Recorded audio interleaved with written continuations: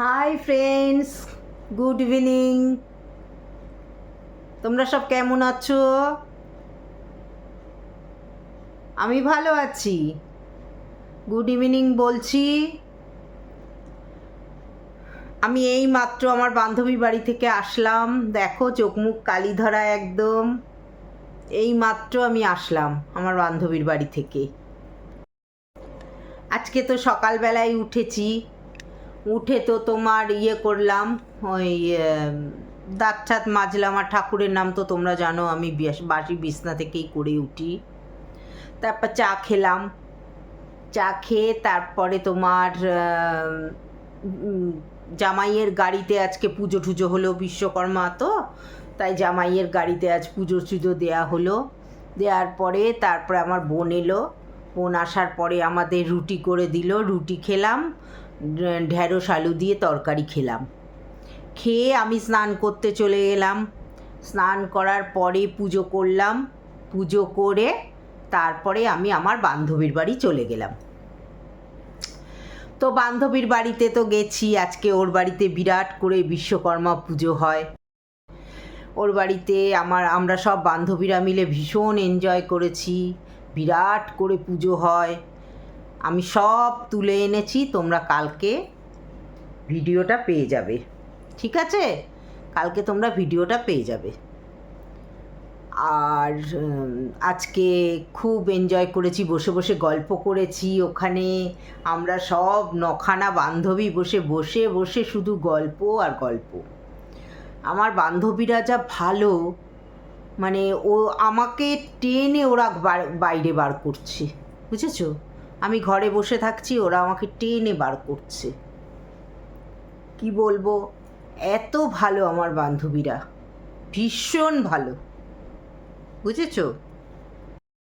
তো ওখানে কি কি খাওয়া হলো আমি তো সব তুলেছি তোমাদের দেখাবো বলে। তার আগে বলি, আজকে আমার মঙ্গলবার। তোমরা জানো আমি বজরংবলী আর বাবা লোকনাথের নামে থাকি, তাই আমি নিরামিষ খেয়েছি। আমি আর মানসী দুজনে মিলে নিরামিষ খেয়েছি, কারণ আমাদের তো আজকে মঙ্গলবার। কেন আমি জিনিসটা নষ্ট করব বলো? তাই আমি নিরামিষ খেয়েছি ওখানে। আমাদের নিয়ম। তো আমরা এনজয়ের দিক দিয়ে আমরা কোনো দিক থেকে ছাড়িনি। আমরা ভীষণভাবে আনন্দ করেছি। আমরা যা ছবি তুলি তোমরা দেখলে অবাক হয়ে যাবে। মানে 10টা বান্ধবী মিলে একসাথে ছবি তুলি।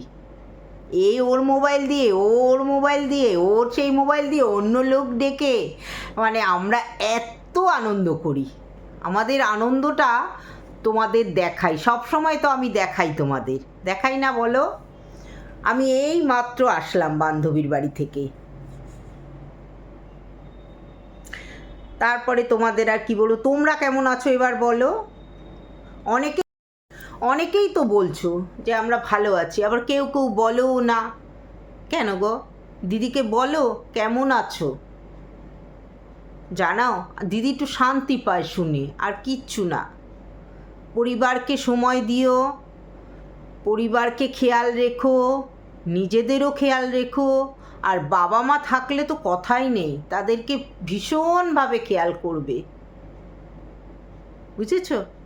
দিদি এটাই চায়, দিদির কথাগুলো একটু মেনো তোমরা। কারণ দিদি নিজে তো এই অবস্থায় পড়েছিল, সেই জন্যেই দিদি তোমাদের কথাগুলো বলতে চায়, বুঝেছ? সবাই বাবা মাকে প্রচণ্ড পরিমাণে খেয়াল করবে, কারণ তারা চলে গেলে জীবনে আর কিচ্ছু নেই, কিন্তু কিচ্ছু নেই, যেটা আমার দিক দিয়ে আমি বুঝতে পারি। আর পরিবারকে সময় দেবে, পরিবারকে ভালোবাসা দেবে, পরিবারকে সময় দেবে, সব সময় দেবে, বুঝেছো? যতক্ষণ পারবে, যতটুকু পারবে পরিবারকে সময় দিও, ঠিক আছে? আর নিজেদের খেয়াল রেখো।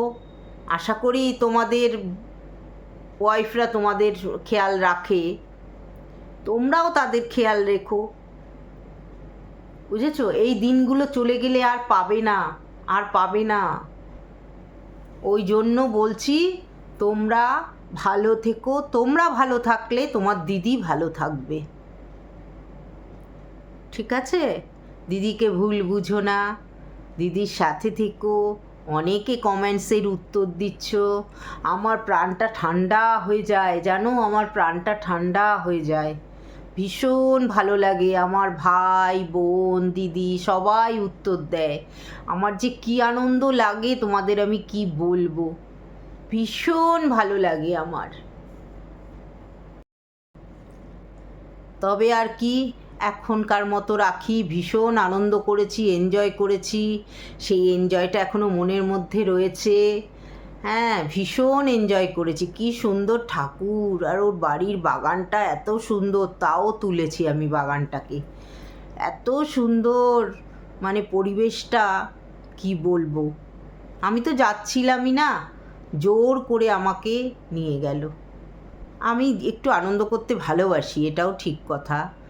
আমি একটু আনন্দ করতে ভালোবাসি, হাসতে ভালোবাসি, মানুষকে ভালোবাসি। আর কি বলবো তোমাদের। আজকে ওখানে খুব ভালো খাইয়েছে। ও তো বিরাট আয়োজন করে, অনেক লোক আসে, একদম প্রচুর আয়োজন করে। সেই ইলিশ মাছ মাংস প্রচুর করেছে, কিন্তু আমরা তো খাইনি। আমাদের জন্য পনির আছে, আলু পটলের তরকারি, ডাল, বেগুনি, চাটনি, পাঁপড়, তারপরে তোমার পনিরের চপ, চাটনি, পাঁপড়, রসগোল্লা, পান, প্রচুর পরিমাণে খাইয়েছে। আর আমরা ভীষণ আনন্দ করেছি, কোল্ড ড্রিঙ্কস দিয়েছে, ভীষণ আনন্দ। সেটা তোমরা কালকে ব্লগে দেখতে পাবে, ঠিক আছে? তবে অবসর সময় দিদির ভিডিওটা দেখো, আর সাবধানে চলাফেরা করো। সারাটা রাত আগামী দিনটা তোমাদের খুব ভালো কাটুক, এটাই আমি ঠাকুরের কাছে প্রার্থনা করি, যে তোমরা সবাই ভালো থেকো, সুস্থ থেকো, দিদির সাথে থেকো, ঠিক আছে? দিদিকে ভুল বুঝো না। আর দিদি যদি কোনো সময় কোনো ভুল করে থাকে, তোমরা দিদিকে সেটা বুঝিয়ে বলে দিও, দিদি এটা ভুল হয়েছে, তাহলে তারপর থেকে আর ভুল হবে না, ঠিক আছে? সবাই ভালো থেকো, সুস্থ থেকো। তবে এখন আমার টাটা বলার সময় হয়ে গেছে। টাটা।